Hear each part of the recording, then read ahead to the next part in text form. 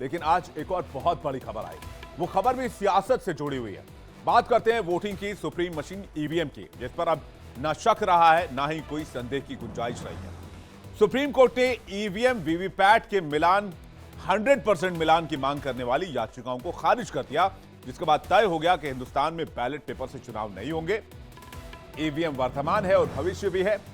अब तक हर चुनाव हारने के बाद प्रत्याशी का एक ही रोना है कि ईवीएम की वजह से हार हुई है, लेकिन सुप्रीम कोर्ट के वर्डिक्ट से अब सियासत के पन्ने से ईवीएम पर आरोप लगाने वाला चैप्टर खत्म हो जाएगा, यह मानकर चलना चाहिए। इस खबर को डिटेल से आपको बताएंगे और आप बताएंगे कि ईवीएम पर सवाल उठाने वालों के पास अब क्या विकल्प बचे हैं। तो जस्टिस संजीव खन्ना और दीपांकर दत्ता के बेंच ने ईवीएम से डाले गए वोट की वीवीपैट की पर्चियों से 100% मिलान वाली याचिकाओं को खारिज कर दिया और साफ साफ शब्दों में कहा कि देश में अब बैलेट पेपर्स के वोटिंग का दौर फिर से वापस नहीं आएगा, यानी मतदान ईवीएम के जरिए ही होंगे। इसके साथ ही कहा कि वीवीपैट की 100% पर्ची का मिलान भी नहीं होगा।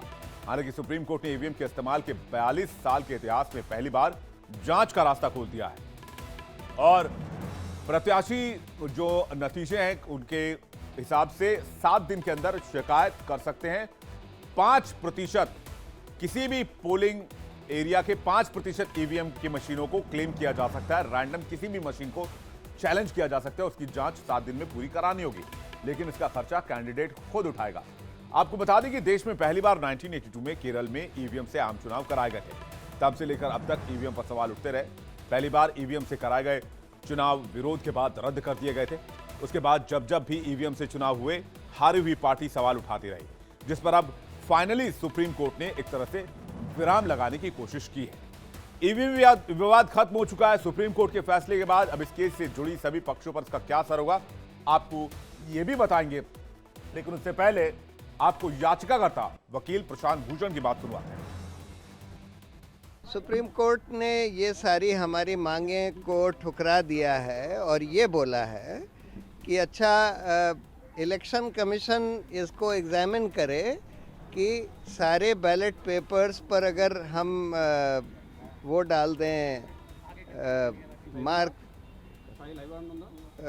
उस पर मार्क डाल दें, जिसको बार कोड जिसको कहते हैं, बार कोड डाल दें, तो उसकी फिर मैकेनिकली मशीन से काउंटिंग हो सकती है कि नहीं, इसको एग्जामिन करें। ईवीएम पर सुप्रीम फैसले से सबसे बड़ा झटका उन पॉलिटिकल पार्टीज को लगा है जो चुनाव हारने के बाद ईवीएम हैक होने का ठिकरा फोड़ा करते थे। जैसा मैंने पहले ही कहा, उनकी सियासत का एक पन्ना सुप्रीम कोर्ट ने आज रोक दिया। उन पर प्रधानमंत्री नरेंद्र मोदी ने भी आज जमकर हमला बोला। प्रधानमंत्री ने कहा कि विपक्ष के मुंह पर एक करारा तमाचा है।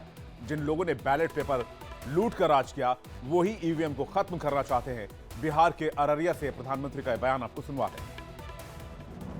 अपने निजी स्वार्थ के लिए बदनीयत से ईवीएम को बदनाम करने पर लगे पड़े थे, लेकिन आज इन्हीं लोगों को देश की सर्वोच्च अदालत ने, सुप्रीम कोर्ट ने ऐसा करारा तमाचा मारा है, ऐसा करारा तमाचा मारा है, ये अब मुंह ऊंची करके देख नहीं पाएंगे।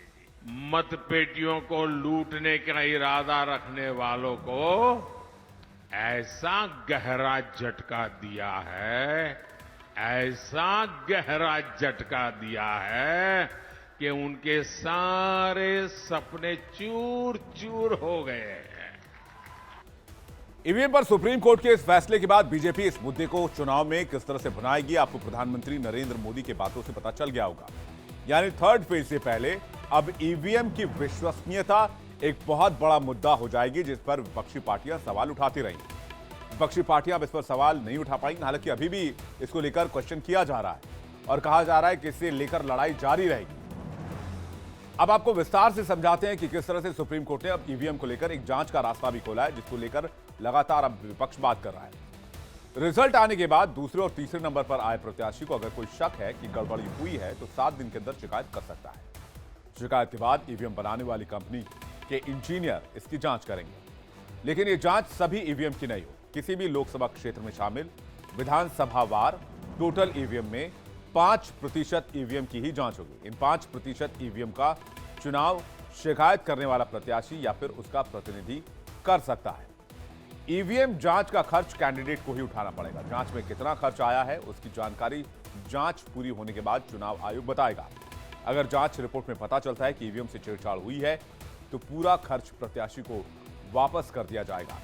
यानी जिस भी पार्टी या प्रत्याशी को ईवीएम में छेड़छाड़ या हारने का शक है, ईवीएम में छेड़छाड़ से उनके पास अभी अधिकार है कि वो उस ईवीएम पर सवाल उठा सकते हैं, लेकिन उसकी सीमा 5% से ज्यादा नहीं हो सकती है।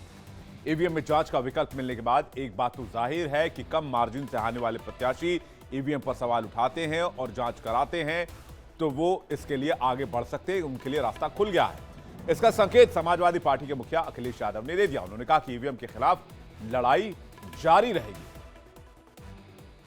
माननीय सुप्रीम कोर्ट का जो भी फैसला है उसको अंततः सब स्वीकार करेंगे, लेकिन लड़ाई रुकेगी नहीं, लड़ाई लगातार चलेगी।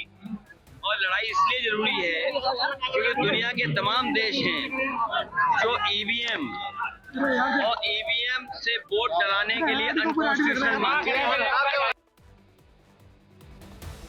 यानी विपक्ष ईवीएम को लेकर सियासी दांवपेच चलता रहेगा। ये भी बात सुप्रीम कोर्ट को पहले से पता थी, इसलिए सुप्रीम कोर्ट ने चुनाव आयोग को 3 निर्देश दिए। वो अहम निर्देश है, वो मैं आपको बताता हूं। पहला निर्देश ये कि सिंबल लोडिंग प्रक्रिया पूरी होने के बाद सिंबल लोडिंग यूनिट को सील कर दिया जाए और उसे 45 दिन तक स्ट्रांग रूम में स्टोर किया जाए ताकि डेटा सुरक्षित रहे। इलेक्ट्रॉनिक मशीन से वीवीपैट वाली पेपर स्लिप की गिनती अगर की जा सके तो इसका टेस्ट किया जाना चाहिए। सुप्रीम कोर्ट ने तीसरा सुझाव यह दिया कि क्या वीवीपैट पर्चियों पर पार्टी के चुनाव चिन्ह के अलावा कोई बारकोड हो सकता है जिसे मशीन से गिना जा सके। ये पूछा गया, अब इसमें अपना जवाब चुनाव आयोग को देना है। अपने फैसले में चुनाव आयोग को यह भी सुप्रीम कोर्ट ने निर्देश दिया कि सुप्रीम कोर्ट ने चुनाव आयोग को जो 3 निर्देश दिए उसमें सिंबल लोडिंग प्रक्रिया पूरी होने के बाद यूनिट को सील करने की बात कही है और इस पर विचार करने को कहा गया क्या बारकोड का इस्तेमाल हो सकता है। यानी सुप्रीम कोर्ट गड़बड़ी की कोई गुंजाइश नहीं छोड़ना चाहती, इसलिए उसने चुनाव आयोग को ये सुझाव दिए। वहीं चुनाव आयोग ने कहा है कि सुप्रीम कोर्ट के फैसले के बाद किसी को शक नहीं करना चाहिए, लेकिन सियासत है, नेता हैं, इस फैसले पर भी इसके बाद भी वो सवाल उठाएंगे। आम आदमी पार्टी जिसने दिल्ली विधानसभा चुनाव में लगातार एकतरफा जीत हासिल की, पंजाब में भी जिसकी सरकार है, वो भी ईवीएम पर सवाल उठा रही है। आम आदमी पार्टी के वरिष्ठ नेता दिल्ली के मंत्री सौरभ भारद्वाज ने क्या बयान दिया वो आपको सुनवाते हैं। केंद्र सरकार ही तो इलेक्शन कमीशन बनाती है। केंद्र सरकार के प्रधानमंत्री और एक मंत्री इलेक्शन कमिश्नर को नियुक्त करते हैं। आज अगर केंद्र सरकार कह दे कि सारी की सारी वीवीपैट की गिनती होनी चाहिए तो इलेक्शन कमीशन मानेगा। समस्या तो ये है जब ये कोर्ट में मामला जाता है तो इलेक्शन कमीशन भी इसका विरोध करता है, केंद्र सरकार भी इसका विरोध करती है, भारतीय जनता पार्टी भी इसका विरोध करती है। तो उसका विरोध क्यों है, ये बात समझ के परे है। वैसे सिर्फ आम आदमी पार्टी नहीं, पूरा का पूरा विपक्ष ईवीएम पर सवाल उठाता रहा है। पूरा पश्चिम, उत्तर, दक्षिण हर जगह यही हाल है। कांग्रेस हो, एसपी हो, बीएसपी हो, आरजेडी हो, हर पार्टी ईवीएम पर सवाल उठाता नजर आया है और हर चुनाव हारने के बाद ईवीएम पर बयानबाजी आम हो चुकी है। सुप्रीम कोर्ट के फैसले के बीच 2024 का चुनाव चल रहा है। देखने वाली बात यह होगी कि इस चुनाव के नतीजे क्या होते हैं और क्या नतीजे आने के बाद एक बार फिर से हार का ठीकरा ईवीएम पर फोड़ा जाता है, यह भी देखने वाली की बात होगी और 4 जून को सब कुछ क्लियर हो जाएगा।